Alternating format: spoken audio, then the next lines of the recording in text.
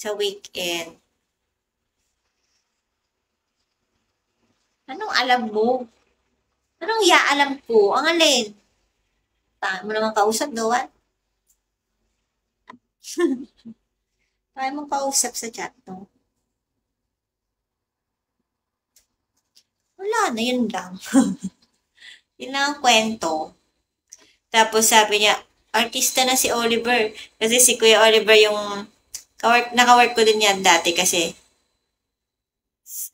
siya kasi yung binida ko dun sa video. Ang galing nga nung pagkakuha ko ng video eh. Ang galing pagka-edit ko. Gusto mo ba makita? Gusto mo makita? Send sa'yo, no? Anong pangalan mo nga?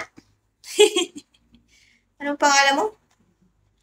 Wala na yung pangalan mo. Pakita ko sa yung ginawa kong video. Paano maging pag-HD dito? Ba't walang HD? Ayun, HD. Tignan mo, ang galing ko mag-edit. Galing ko ding mag-video. Alam ko yung mga details sa video. Sabi ni madam, sabi nung manager ko, ito sabi pakinggan mo. sabi niya,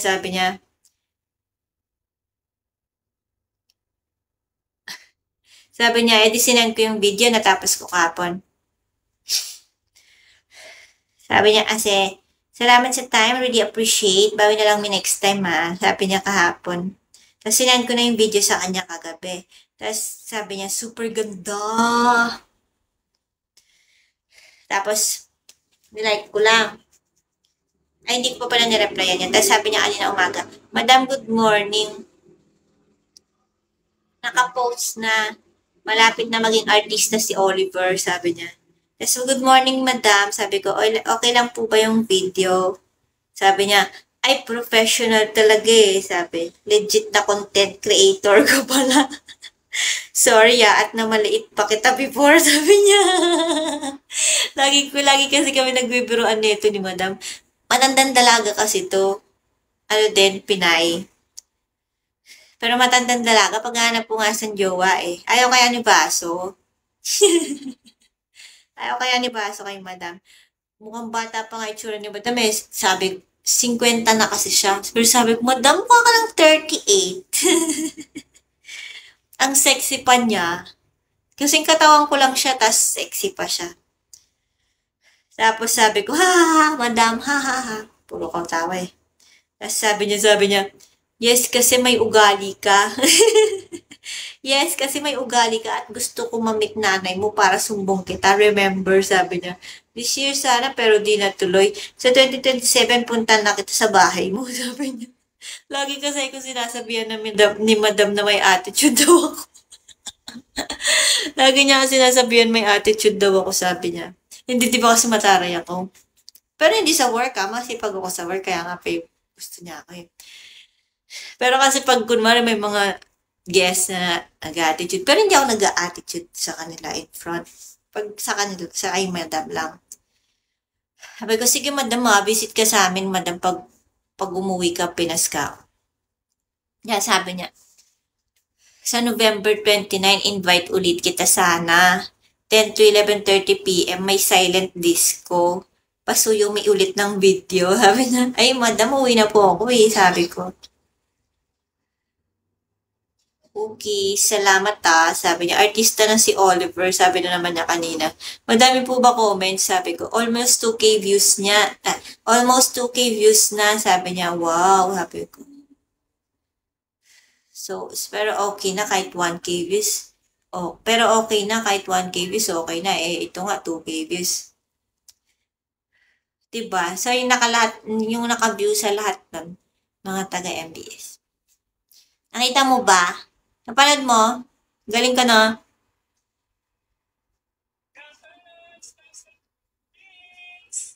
Malinaw ba siya sa'yo? Nung sa kanila, malabo na siyang in-upload nila.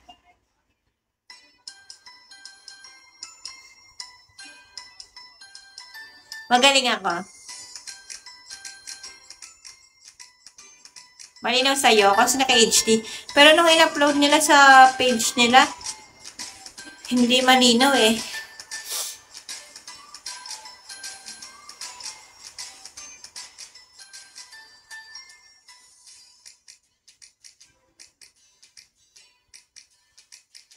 Galing na. Magaling ba pagka-edit ko? Fried chili ah.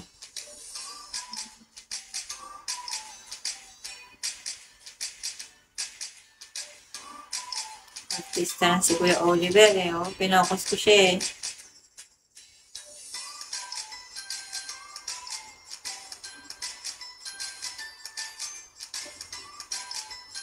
Sakto lang, bida-bida naman siya. Pero mabait na si Kuya Oliver.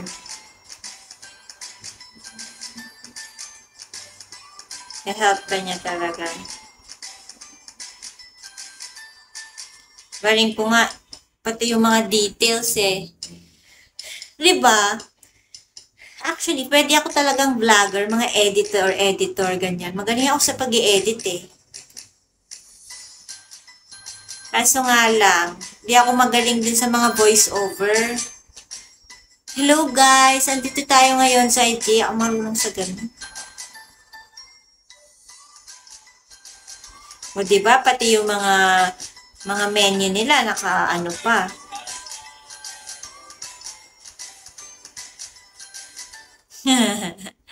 Galing ka na.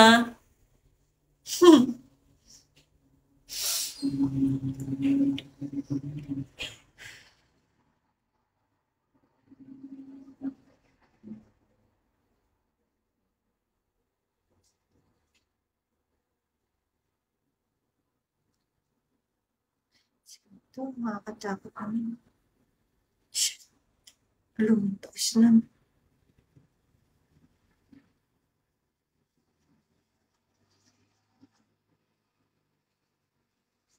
Ito.